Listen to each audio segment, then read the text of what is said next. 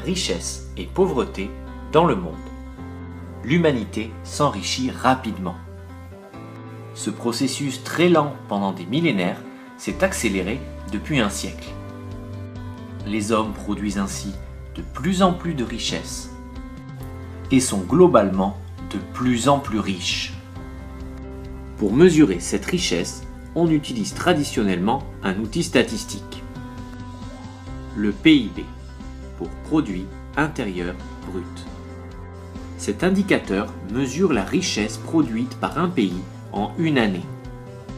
Si on rapporte cette richesse au nombre d'habitants dans le pays, on parle de PIB par habitant. Largement utilisé, cet indicateur est cependant très critiqué, car il laisse dans l'ombre la question de la répartition des richesses, du bien-être des populations, des dommages écologiques liés à la croissance économique. Pour dépasser cette simple vision de la production de richesses, on est ainsi amené à utiliser un autre outil, plus global, l'indice de développement humain, ou IDH. Mesuré entre 0 et 1, il permet de classer les pays selon un niveau de développement. Plus un pays est proche de 1, plus il est dit développé. Plus il est proche de 0, plus il est dit en développement. Bien que plus global, cet indicateur reste néanmoins critiquable, car il suppose que le développement est linéaire et que les pays en développement sont en retard sur les pays développés.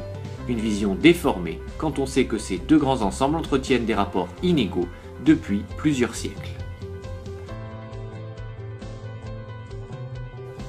Si le monde connaît une croissance généralisée de son PIB et une augmentation globale de l'IDH, toutes les populations ne s'enrichissent pourtant pas équitablement et au même rythme.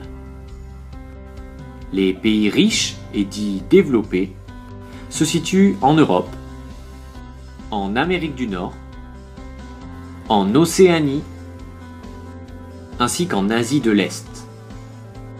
Ils sont désignés comme les pays du Nord, car la plupart d'entre eux, mais pas tous, se trouvent dans l'hémisphère nord.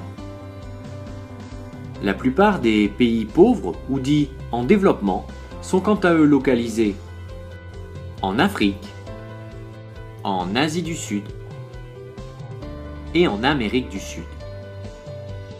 Ces pays, dont les niveaux de pauvreté et de développement sont très variés, sont désignés comme les pays du Sud. Certains pays, tels que la Chine, l'Inde ou le Brésil, connaissent un développement économique rapide. On les appelle communément les pays émergents. Mais ce portrait à l'échelle mondiale masque une grande variété de situations et un renforcement des inégalités à toutes les échelles. À l'échelle mondiale, une infime minorité de la population possède l'essentiel des richesses. À l'échelle de chaque région évoquée, les différences sont très variables et à l'intérieur même de chaque État, il existe de grandes inégalités. Ainsi, la pauvreté touche davantage les campagnes que les villes, et plus souvent les femmes que les hommes. Dans les villes, les populations sont généralement plus riches, mais des poches de pauvreté persistent, même dans les pays dits riches et développés.